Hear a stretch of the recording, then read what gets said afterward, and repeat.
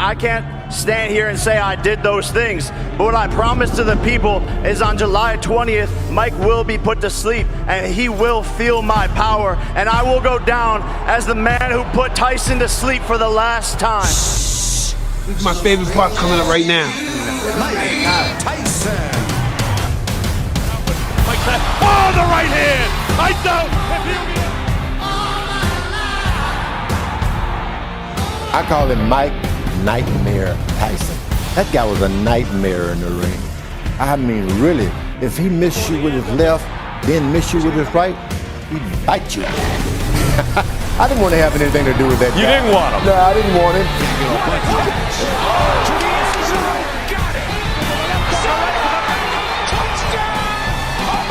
He was the pit bull with no leash that respected one person.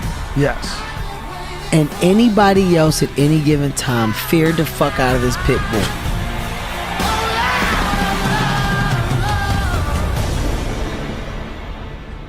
He's a good fighter too. Cool. Mike. You think so? Mm-hmm. Oh, I don't think he's a good fighter. Do you really think so? Mm-hmm. What makes you think so? I don't know. Well, you must have some reason for thinking that. Why do you think he's a good fighter? Looks like he could knock out anybody. Well, that's a very good reason, isn't it? Very good reason to think it, anyhow. The story of Mike Tyson begins back in 1966 in Brooklyn when a unique child named Mike was born, though no one was expecting him. His father left the family immediately, and his mother, who worked as a prostitute and struggled with numerous addictions, showed little interest in him. She was loving, but she was kind of aggressive. Never pretty much had never had a life together. Never pretty much worked. Wasn't afraid to really beat you, hit you with anything, pretty much. Drank heavily. And see what, had a lot of boyfriends and stuff. Sometimes a boyfriend would come over there and be drunk. I would cut their pockets and rob their money. That was just the world.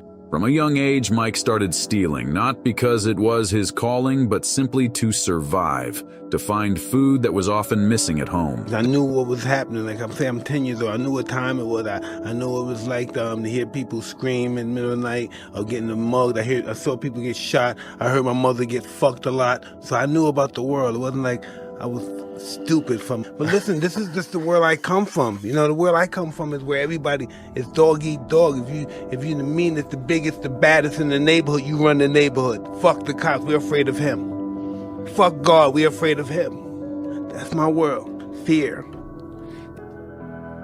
But not all fear. It can't possibly be all fear. No, that's what I've learned as a child. That's what I learned. That's what stuck with me. You know, out of everything in my life, all the love and stuff, whatever I perceived at 12 years old and moving on, the only thing that really stuck is the fear those guys put in our neighborhood. Mike felt like a bird in a cage, and the freedom of these creatures fascinated him. He saw it as his salvation. He had a well-known pigeon coop on the roof, but Tyson's life was like a bucket of crabs. Just when one crab starts to climb out, the others pull it back down. Listen, my first fight, I'm a pigeon guy. I always fly birds, pigeons. Yeah. So, my first fight, this guy took one of my pigeons, and so I said, please give me my bird back. He's an older guy. I must have been 9. He must have been 15 or 12, 15, 30. He was a teenager. And I said, give me my bird back. He said, fuck you, fat nigga. So he took my birds, he clipped my bird's head off, and he hit me with the fucking bird. Mm-hmm. And some other guy that used to abuse me and bully me, he said, yo, man, fight him back. He just said, man, fuck, he just got tired. Everybody just said, fuck this shit, man, you gotta do something. And I fought back.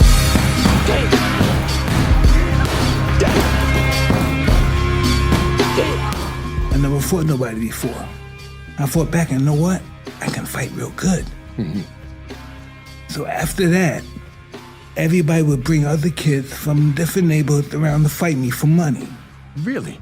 So I would fight for money. Yeah, guys would give me, so I would just fight people from different neighborhoods and stuff. Mm-hmm. After yet another arrest, Tyson was discovered by an old trainer who was searching for young talents. Cus D'Amato was known for helping troubled teens, but his main goal was to find the right boxer. We get a phone call from this Bobby Stewart, who was an amateur fighter, and he was a guard in a correctional facility. He called Cus one day and said, you know, I got this young kid up here who never boxed or nothing, doesn't know anything, but he gets in trouble.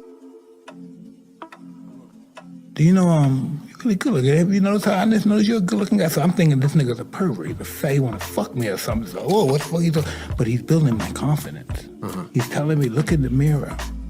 Tell yourself how beautiful you are. Love yourself. This is your life right now. He introduced me to the mirror. The mirror's been my life ever since. I look into the mirror and I'm almost making love to the mirror. I'm in love with myself. But then when I'm out the mirror, I'm dark and low. So, well, anyway, he started teaching me. I met Cus D'Amato, and he just blew my mind. With, if you listen to me, people will name their children after you. He just was telling me, he was fucking blowing my ego. I knew Cus was thinking, wow, I got somebody to be young about again. When he came, naturally, I talked to him and treated him like everybody else. He had to go through the same thing of preparing about the mind and the body and so forth and so on. He has basically destroyed me of all my habits and reformed me. Remember, from the side, you can let that punch go with the worst kind of He's my first exposure to a white guy who didn't judge me. With all the power you can generate. I was madly in love with Cus D'Amato. I became, he broke me down and rebuilt me back up, and I became totally loyal to him. I became his slave. I was a young kid at the time. I just wanted to love him forever. I wanted to be my father. I'm not a creator. What I do is discover and uncover. See, my job is to take the spark and fan it. When it starts to become a little flame, I feed it. And I feed the fire until it becomes a roaring blaze. And then when it becomes a roaring blaze, I pour huge logs on. And then you really got a fire going. Cus D'Amato began transforming that insecure kid into a Terminator. Mike's amateur career kicked off immediately, and it was pure destruction. Hey,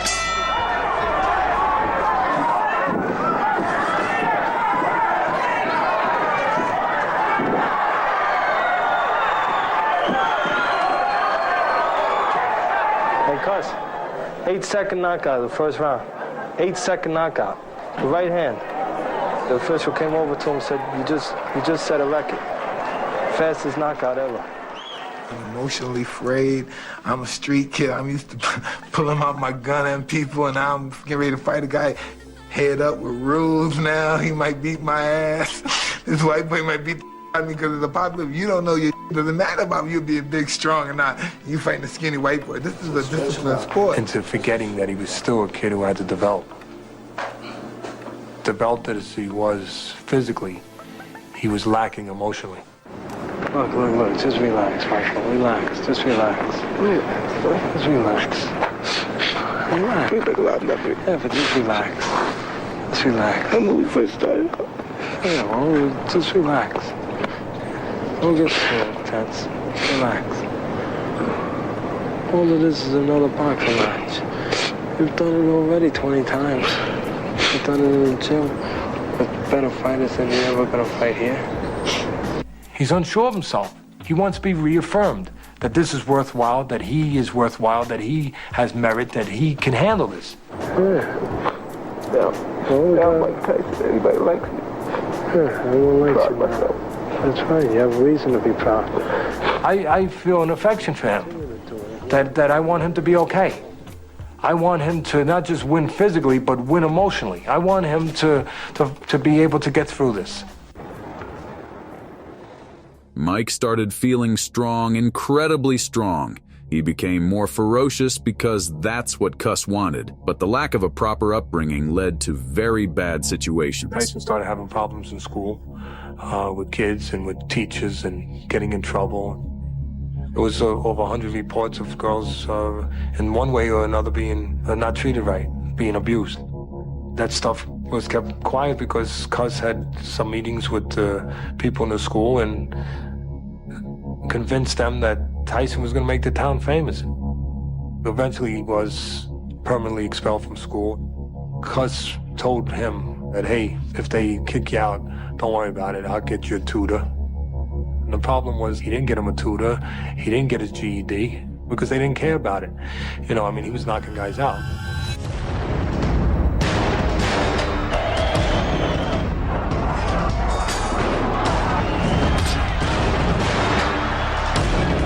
Just like sledgehammers. Meanwhile, the victories kept coming one after another. At 15, Tyson won the National Golden Gloves title in the middleweight division and became the best young boxer around. Still in there. There's another right by Tyson. It's just left right. He's giving it. The towel's coming in. Look at old Tyson jump on the ropes. That is it. They threw the towel in. He didn't want to say.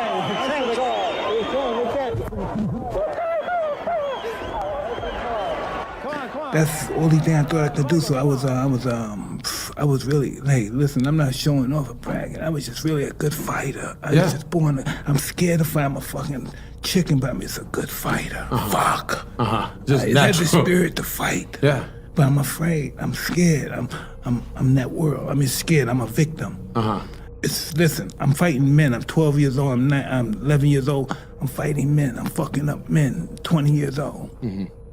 So I become the knockout guy. I'm knocking out guys, and we're going in their pockets. And so my whole life has been violent, and I'm not a violent person. Yeah. Isn't that crazy? No, I believe you. I feel like that parallels me. Yeah. Cuss and his wife tried their hardest to instill discipline in young Mike, but if no boundaries were set early in childhood about what's right and wrong, it's hard to instill them later on.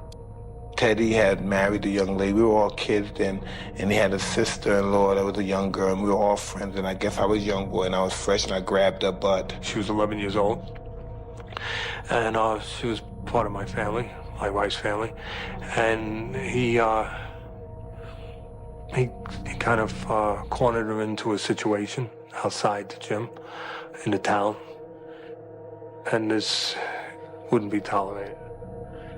I went and found him, and I put a gun to his head and pulled the trigger back and told him that he would never put his hands on anyone in my family or do anything like that to anyone in my family again, or he'd be dead. Just to make sure he understood, I stuck the gun in his ear and then pulled it out of his ear and shot it off. He crumbled away, and I told him, don't make the mistake again. Understand that you're not ever going to violate anyone in my family, ever, ever. This was the last time Teddy Atlas ever talked to Mike. He had done a lot for him, and leaving Tyson after what had happened was a good decision for him because Mike realized what he had actually done. I was sad when he did it. I'm never mad. I never was mad at Teddy for that. I was never mad at Teddy for that. I was just so embarrassed that I did that to cause him to do that. I was never ever mad at him to do that. So you understood that why he did absolutely. it. So why haven't you talked then in 20 years? Why aren't you able to bump into him? In the fight game's not that big. Yeah, I see him. I used to see him a lot and stuff. You know, if he says hi to me, I say hi to him, whatever. But you never had a conversation. No. But he has to know that I'm sorry. And he has to know, I'm not afraid of him, but he has to know that I'm really sorry. From all the years that he's known me, he has to know I fucked up and I'm sorry. Cuss raised him like a warrior, a Spartan who shouldn't think but only listen and obey. Even the training system was built around this, like his famous Willie Bag, where Cuss devised short numerical combinations to control Mike during fights, literally controlling him like a player in the game. I say begin. Begin. 2, 1, 2, rest. 5, 6, 5, 6, 5, 2. Tyson's reputation as the top heavyweight prospect spread worldwide, so his professional debut couldn't be delayed. It happened in 1985 against Hector Mercedes.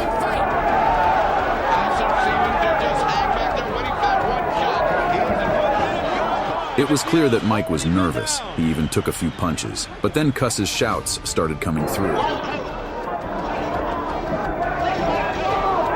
was yelling out 1, 2, 3 and other combinations. Strangely enough, Mike didn't knock out his opponent, but instead he simply battered his body.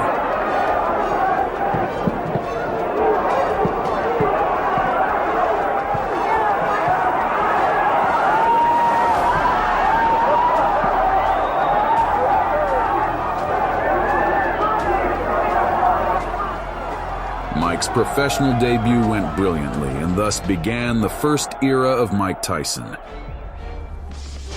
Dual motion machine so far. This isn't going to go too long. Trent Singleton in all sorts of measured Mike Tyson. And Albany tonight, good right hand, helping down. The eyes of the giveaway. Oh, the legs have gone. This is all over. Yes, it is. Alderson down in this round. They survive as he goes down again. Right here, he is picking his shots well. He is hurt. This one could be over. 23-pound weight advantage, and he put it all there. Nine as Tyson comes out with a strong right hand barrage again. This is as bad as I've ever seen Donnie Long look, but give Tyson credit. That's it. Left hook. Good night. What a great... Now, you've placed a lot of pressure on yourself. You and Customato, he's stated flatly he thinks you're going to be the youngest heavyweight champion, the greatest heavyweight champion. What does all that do to your mental frame of mind? Well, I don't look at it that way because deep inside, when I'm not involved with boxing, I'm just a 19-year-old kid. The partnership between the wise old trainer and the reckless young fighter worked perfectly, but there was one thing Cuss didn't account for: his own mortality. If he weren't here, I probably wouldn't be alive today. The fact that he is here and doing what he's doing and doing as well as he's doing and improving as he has gives me the motivation and interest to stay alive. And I will stay alive, and I will watch him become a success, because I will not leave until that happens.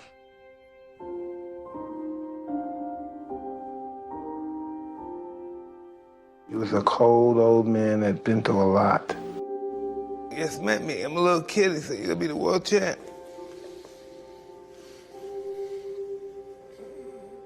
It's interesting, Mike. You get emotional when you talk about Cuss. But you've said Cuss didn't like it when you showed emotion. Oh, yeah? Like...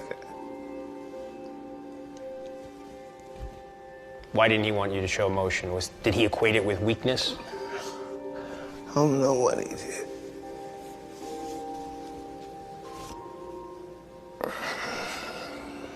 You okay? Yeah, how could I ever do an interview about him when I start crying? How did this guy know? How did he? I didn't know I was the one.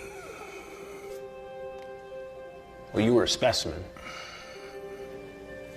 Things more than that to be a fighter. When Cuss died, Mike lost his compass. He lost his commander and father figure. All of Mike's success was built on this symbiosis. Mike needed a father and a leader, so he started searching for one in everyone around him. But not everyone was as good a person as Cuss. From the Big Apple of New York City, Mike Tyson. Just 9 days after his trainer's death, Mike returned for another knockout in a fight against Eddie Richardson. It was clear that Mike was shattered. He had lost the closest person in his life, but nothing could distract him like another beating in the ring. Cuss's shouts were no longer heard in the arena, but Mike knew what to do.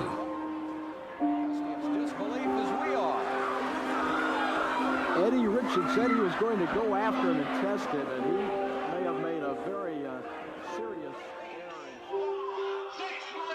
Eddie Richardson said he was going to go after him and test it, and he may have made a very Eddie kept jabbing over and over until Tyson executed his signature feint to the body and followed up with a counterattack. If they can find some fights, then that left hand almost drove Richardson right through the canvas. Tyson was deeply affected by Cuss's death, so he started fighting even more frequently. Knockouts against Nelson. And Nelson, who was in deep trouble, is in deeper trouble as the left... Scaff. Tyson does not throw wild punches. Big left hook. Young.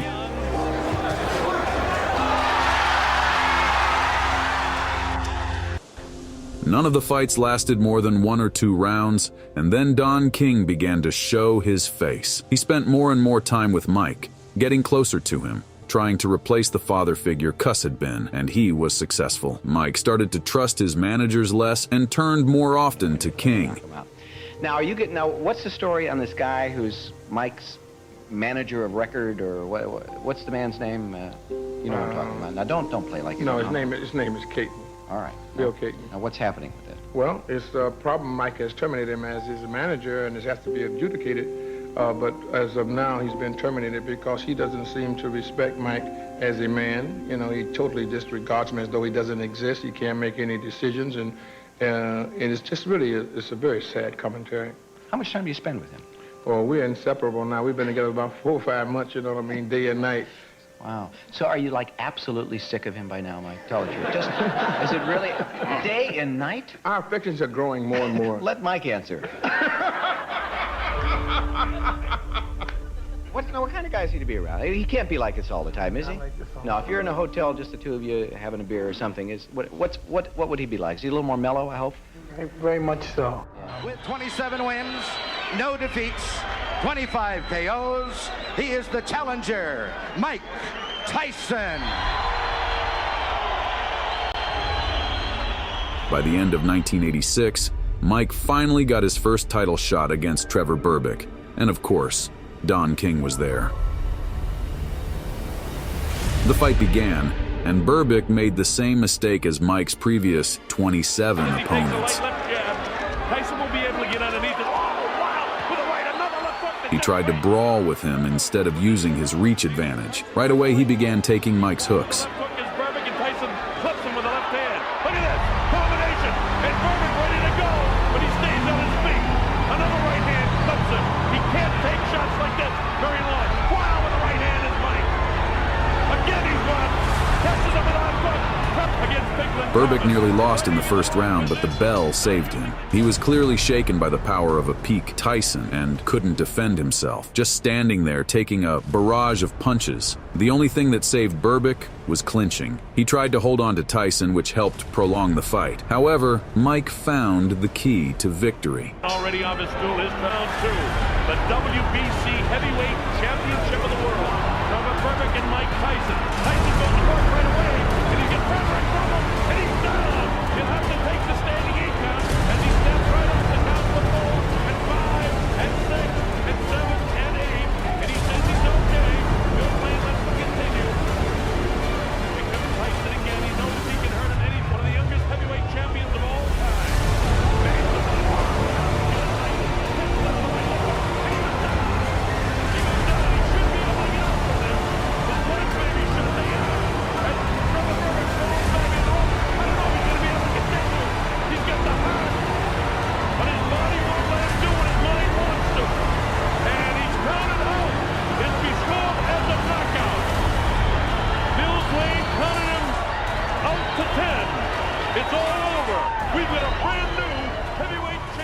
After the title fight, Don King began to show his true colors. He targeted Mike's most vulnerable spot, his ego.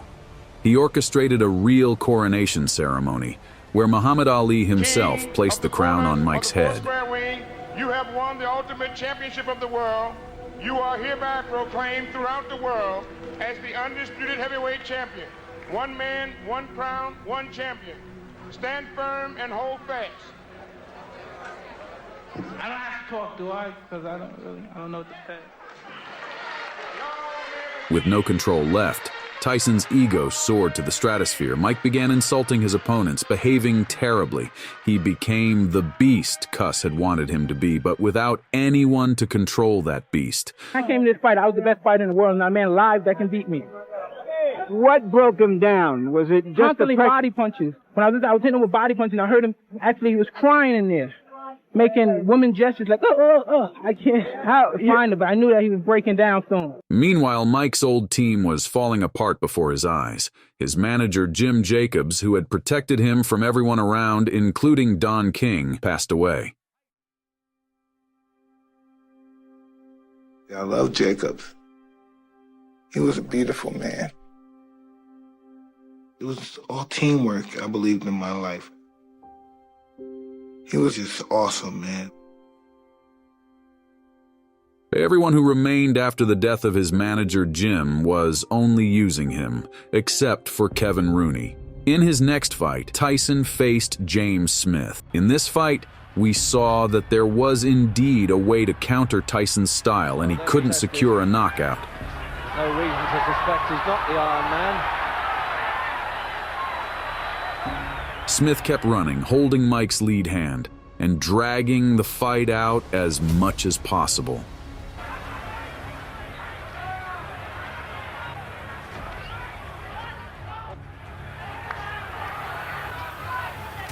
He won clearly, Tyson. Countdown for the Tyson end of the even first. hit him between rounds out of frustration. And the stare from Tyson, and Bonecroft is saying, what's this all about? In essence, James became the first boxer to completely neutralize Tyson's style. He didn't let Tyson deal damage as usual or score a knockout, clinching, grabbing hands. This went on throughout the entire fight. Well, as I said, he's hoping to let Tyson punch himself up. That's a mistake. And he wants to go on fighting. This is really bad. I can't understand why they're doing. Tyson started to tire. He couldn't be as explosive anymore, and toward the end of the fight, Smith began to taunt him, trying to get under Tyson's skin. James even delivered the most dangerous punch Tyson had faced so far, nearly knocking him out with a straight. And that was a hard right hand from Smith, and he recognized it, and I think Tyson did. Tyson won the fight, but it was the most lackluster performance of Iron Mike, a performance that Buster Douglas would use years later for his own game plan. Wow, don't throw any punches during the break. Is that understood? Seconds come out fighting. Mike's next opponent was Pinklon Thomas, who had lost to Trevor Berbick 3 fights earlier. In this case, boxing math worked out as expected because Mike, in his signature style, demolished Thomas without giving him any chance. Left hand. Thomas trying to hold on. Is do it your way. There is a big uppercut by Tyson. Serious trouble, and down he goes. 4, 5, 6, 7, 8, 9. And while the knockouts kept coming, the most important events were happening behind the scenes. It became known that Mike had fallen out with Kevin Rooney and left the gym. Rumor had it that this was due to the influence of new people led by Don King, who convinced Mike that all the white people around him were his enemies. He told me all those white were no good, they ain't. They out to kill us all. They're gonna put us in the Holocaust and fry us like they do the Jews. We gotta fight these. Oh, he told me some good. Oh, I love that. Oh, yeah, we gotta get them. They're gonna fry us. And I started believing that they hate us, you know, and I played into that stuff. Because of his trust, he lost the last truly reliable person on his team. And by the time he faced Tony Tucker, it became clear that without Rooney, Mike's performance was getting worse. We almost got Tyson Douglas on that day. The movie Full Metal Jacket. You can talk the talk. Can you walk the walk or run the run? Doesn't work. Strong enough to do that. Well, that was a good right hand by Tucker. That might have been the best shot that Mike Tyson has ever taken right there. Tucker started strong against Tyson, landing a really nice left uppercut early on. The uppercut was the logical way to stop Mike's pendulum, but only Tucker managed to land it consistently. Along with uppercuts, he obviously used clinching just like Smith did. With his lead hand, he would stop Mike, forcing him to dive in again, and that's when Tucker would catch him with an uppercut. This strategy worked often, but Mike kept pressing and looked formidable, with only the sharpest analysts noticing a slight shift in Mike's career. Tyson's style was gradually becoming less of a mystery. But unfortunately for Tucker, he was just one of those who came close to solving it without succeeding.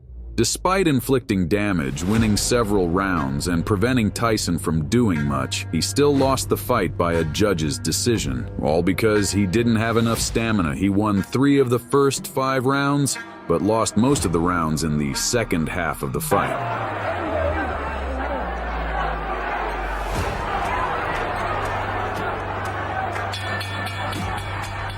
The next stop for Tyson was his fight against Terrell Biggs. Received your instructions prior to coming to the ring.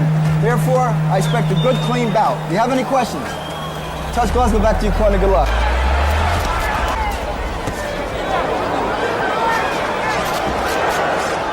Tyrell kept jabbing and maintaining distance, almost feeling like Muhammad Ali, but eventually Mike would still land his heavy hooks. and it was only a matter of time before that happened.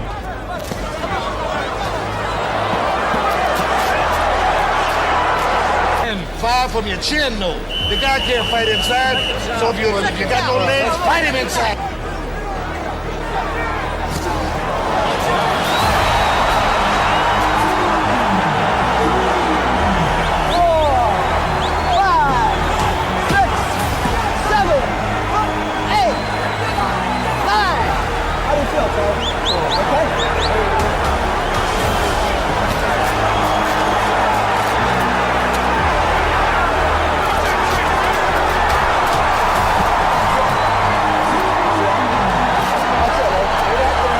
Questions from me.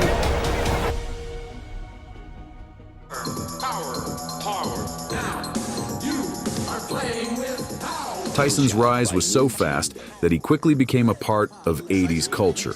Worldwide fame and adoration followed. June 27th, the fight. That's why his next opponent was Larry Holmes, who had once brutally beaten an aging Muhammad Ali, who was already showing signs of Parkinson's. It's October 2nd, 1980. Ali fights Larry Holmes. I went to Albany, New York, pay-per-view, and he beat the crap out of Ali. And I'm crying. I didn't say a word on the trip back. He went upstairs, then Ali called the next day. He's on the phone, Ali said, Ali, why you let this bum beat on you like that? He's a bum. You should just put your hands up, Ali. Let this bum beat on you. He said, I have this young kid here. He's going to be the next heavyweight champ of the world. Please talk to him. I was crying. I said, I'm sorry that you lost. I said, when I get big, I'm going to get him for you. And the tail of the tape, we told you about the 17-year age difference. Former heavyweight champion of the world. And then January 22nd, I'm fighting him. Then Ali comes into the ring and says, get him for me. He's going to be in there with a beef. I'm an experienced professional fighter. I am no kid. I do not play. So if he wants to fight any way he wants to fight, I am capable of fighting any way anybody want to fight. Larry Holmes was just dethroned by Michael Spinks and was still considered to be at his peak, but as soon as the fight began, Mike showed that the difference in levels was massive. Now the young guy is chasing the ball for the corner. There he is, Larry Holmes and Mike bangs to the ball. This is the Larry Holmes that I want to remember. Lack of the left hand. In the old days, Larry would have never has received the credit. This fight was one of the most important in Mike's career. He was avenging his idol, and which is why he immediately started the beatdown.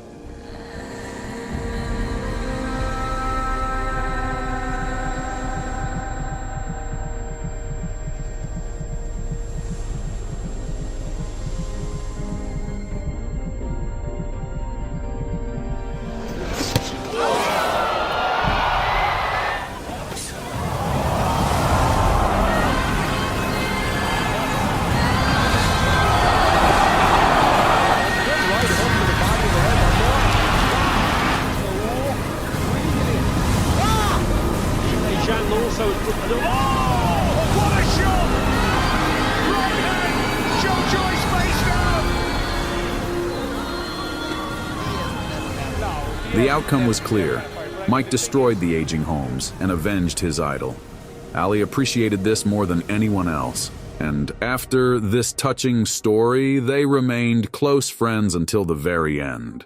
So, what do you think if I backtrack? I could block him. Oh, Muhammad beat you, Mike! In my view, this was the most important fight of Mike's career, which made him feel invincible. At that moment, he knew there was no one who could beat him. Tyson later admitted that by this point in his career, he felt he could win even without serious training, spending his nights in clubs instead. Are there any questions by either of you? And the last undefeated strong opponent left for Mike was Michael Spinks. Donald Trump, Muhammad Ali, everyone gathered for this fight. It was one of the biggest events in boxing. But just one look at Michael's face told the story. Unknown how or why, but he was terrified. The undefeated, successful fighter who had beaten Larry Holmes looked completely lost against Mike Tyson. And we're just about ready to go. It took just a minute for the first knockdown. Right hand lands to the head of Mike Spinks. It's Tyson all the way here in round number 1. Vicious shot landing yet, but he's taking them. The uppercut, body shot, there it goes. Mike's And after that, it was over for Spinks. body shot, the second makes in.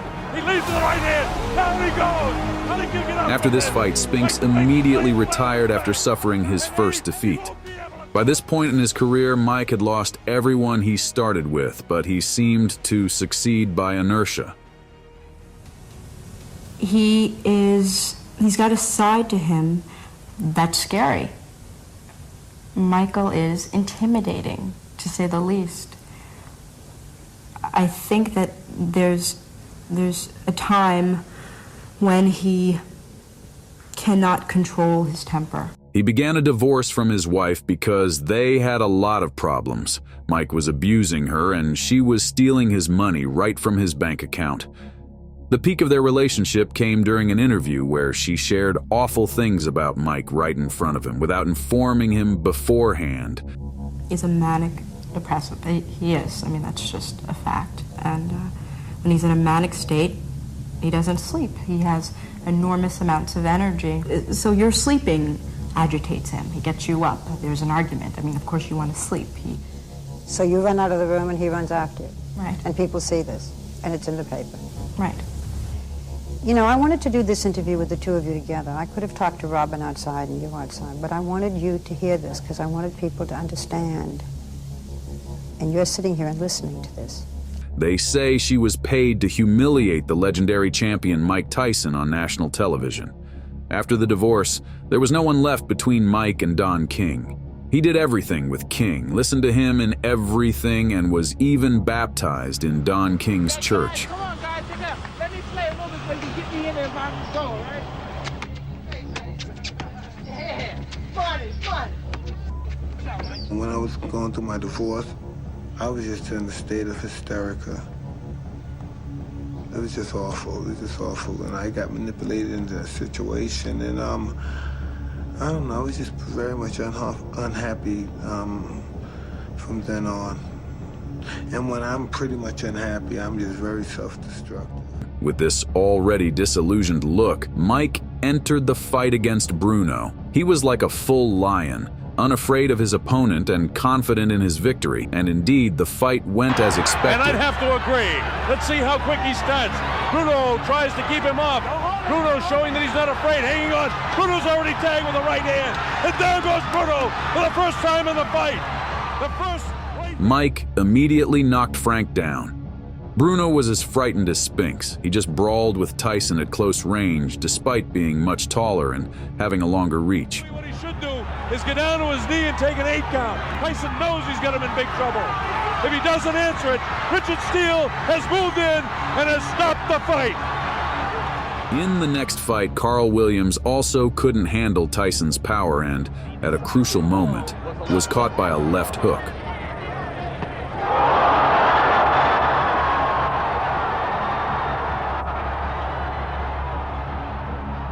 No one was surprised by Mike's knockouts anymore. The question was not whether he would win, but how he would do it, and how spectacular the knockout would be. And with the widespread belief in Mike's invincibility, we smoothly transitioned to the fight against Buster Douglas, who was expected to be Tyson's next victim. Douglas wasn't a well-known fighter. He had been knocked out before, and his mother died 2 days before the fight. Everything pointed to him being just another victim of Mike Tyson. So much so that Mike spent the night before the fight entertaining himself with 6 Japanese women, confident in his victory. We're set to go. Bob Sheridan here. You see Mike Tyson in the black trunks, traditional, and Buster Douglas. For Buster, it's which Mike? Mike may have taken it on The fight began, and Buster immediately started stopping Mike's attacks. Douglas's straight punches were too strong. He was faster, more accurate, and much taller. He continued to catch Mike with punches and wear him down. Mike was still good, but he was tiring faster, and his punches were weaker, but he still managed to land one. Buster landing some shots here. Well, he hasn't backed Mike up for that all night. Oh, that's a nice... Buster Douglas got knocked out. Nobody ever got knocked out by Mike Tyson and ever got back up.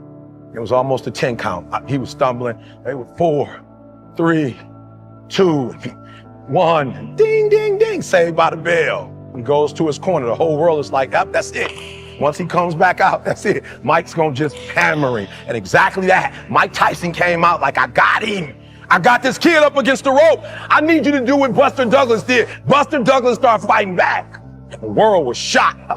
And they went to Buster Douglas and they asked Buster Douglas simply like, what happened? And Buster Douglas said, listen to me, it's real simple. Before my mother died, she told the whole world that I was gonna beat Mike Tyson. And 2 days before the fight, my mother died. He had a decision to make. When his mother died, he could die with his mother, or he made a decision, I can wake up and I can live for mom. And he knocked Mike Tyson out.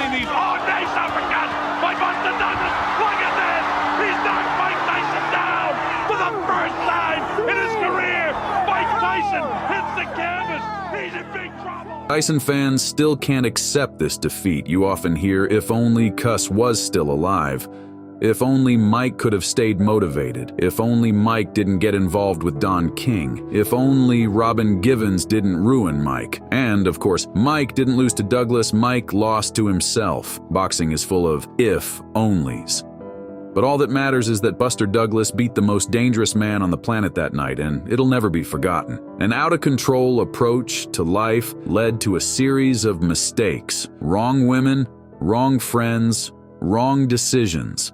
And Mike ended up in prison for alleged rape. No one can say for sure, but I think the truth lies somewhere in the middle. Mike from childhood didn't understand boundaries, didn't understand women, and behaved roughly towards them. But the woman who accused him also behaved strangely. But one thing is clear, the cause was Mike's stupidity and immaturity. If Cuss had been around, nothing like this would have ever happened in his life. Mike went to prison and served 3 years before being released on parole. When he got out, he was a true villain, and his previous behavior seemed tame compared to what he started saying to his opponents. I'm the most brutal and vicious and most ruthless champion there's ever been. There's no one can stop me. Lynx is a conqueror. No, I'm Alexander. He's no Alexander. I'm the best ever. There's never been anybody as ruthless. I'm Sonny Liston. I'm Jack Dempsey. There's no one like me. I'm from Nairclaw. There's no one that can match me. My style is impetuous. My defense is impregnable. And I'm just ferocious. I want your heart. I want to eat his children. Praise be to Allah. Are you saying now, Mike, that Mike? That's right. He became disillusioned with everyone, even Don King, who turned out to be stealing Mike's money. I don't want to. No. Get off me. Get off my hand. No, you got too many others. You got a lot of people coming, man. I ain't doing you scumbag. You. I don't know anything about that. I don't know nothing about numbers. I just know what I can do. How about kill this mother? Okay. How about the 19 months off? What about it? What about it? Does it pose any problem to you? We'll see. I doubt it seriously. You take into the ring a lot of rage. It's a fight, so whatever happens, happens. Mike, why do you have to talk like that? Well, I'm talking to you the way I want to talk to you. Do you have a problem? Turn off your station. You know what? I think we'll end the discussion right now. Then we could. You got it. Have a nice fight, Mike. Off. Mike's comeback was the most anticipated event in boxing, and his very entrance surprised everyone. Like a rabid dog, he stormed into the ring against Henry Tillman and knocked him out in the first round. The right hand. I don't. Then came Alex Stewart. It's just a question of a few seconds. That'll do it. Donovan Ruddock, Peter McNeely,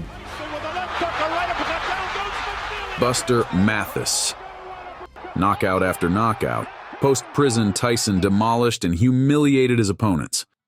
When it seemed that Mike was finally back on top and a fight was scheduled with the best heavyweight of that era, Evander Holyfield. The odds were 5-1 in Mike's favor, and everyone expected a fairly straightforward title defense. The fight began just like that. Tyson missing with that straight right. He's got it settled down into regular fighting. The top of Tyson's head. Mike immediately charged at Holyfield, nearly knocking him down. However, Evander didn't back down. He started to brawl with Tyson. Sort of boxing match rather than just these big slugging.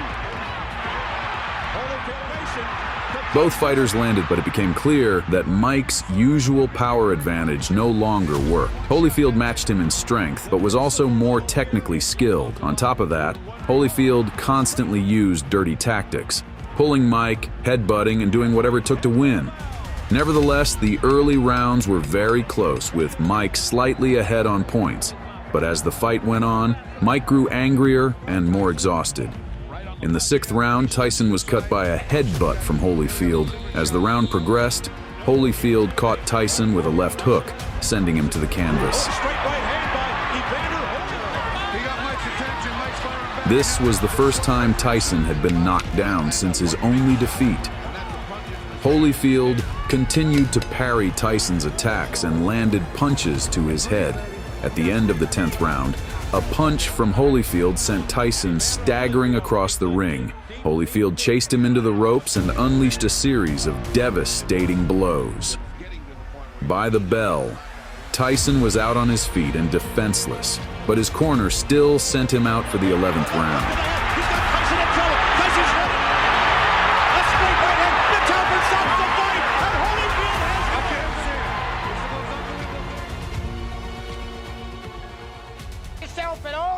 Any questions from the challenger, Chief? He says to his hands, Mike Tyson predicting a sensational victory before the first fight is almost In the rematch, everything happened much like in the first fight, except that there were more headbutts and low punches. Holyfield was a master at tracking the referee in the ring. He always knew what the referee would see and what he wouldn't, so as soon as the ref was behind him, he would throw headbutts and low punches. Tyson was incredibly angry about this. He couldn't win technically, he had no chance, and on top of that, these rule violations were going unnoticed by the referee. As a result, Mike Tyson did something no one but him would have ever thought of. What happened here? He got bit, I think. Evander Holyfield, look out, he's pushed right here. As just, see, look at him. You can see it. You can see it. There it is. I can't. They're going in real slow motion. After this incident, known as the bite fight, Mike was disqualified, stripped of his license, fined $3 million, and forced into an involuntary hiatus. But Tyson returned 2 years later. And now we come to the last major fight in Mike's career, the fight against Lennox Lewis. Mike's demeanor was different. By then it was clear to everyone that Iron Mike's prime was behind him. He was just fighting for the money. But the biggest mystery was how people were convinced that Tyson had a chance against Lennox Lewis, when in reality, Lennox was on a completely different level. It was painful for all Tyson fans to see what he had become, but especially pathetic were all his subsequent fights. Mike found himself in huge debt. His wife, Dawn King, and many others throughout his career had taken all his money, forcing old Mike to fight just to pay his bills. But I saw that I was getting beat on. I realized I don't think I have it anymore because I got the ability to stay in shape, but I don't got the fighting guts, I don't think, anymore. When did you recognize that? At what part of the fight? I don't know, early into the fight. I'm just sorry I let everybody down. I just don't have this in my heart anymore. Did you feel as though you had it coming into the fight? No, I'm just fighting to take care of my bills, basically. I don't have the stomach for this kind of no more. I'm more conscious of my children and those guys looking at my parents. I don't have that ferocity. I'm not an animal anymore.